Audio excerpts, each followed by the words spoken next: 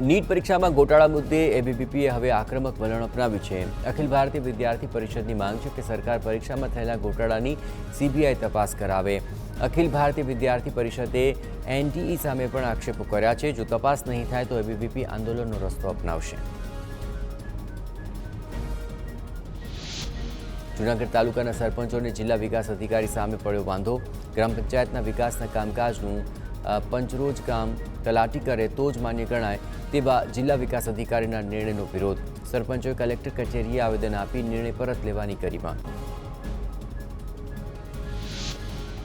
અમરેલી બગસરા નગરપાલિકાના સફાઈ કર્મીઓની પાલિકાને રજૂઆત। અહીંના ચડતર પગાર, સાવરણા, યુનિફોર્મ જેવી ચીજ વસ્તુઓની માંગ સાથે અગાઉ આવેદનપત્ર આપ્યું હતું, પરંતુ હજુ સુધી માંગણીઓ પૂરી ન થતા રજૂઆત।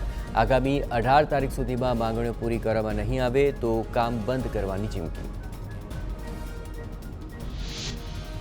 ભાવનગરના અનેક ગામોના બસ સ્ટોપ જાળવણીના અભાવે બિસ્માર બન્યા છે। ઘોઘા, ખાટડી, નારી, સણોસરા સહિતના ગામના એસટી બસ સ્ટેન્ડમાં સુવિધાઓનો અભાવ। બસ સ્ટેન્ડમાં જોવા મળ્યા દબાણ। તંત્રની બેદરકારીને પગલે મુસાફરોને મુશ્કેલી।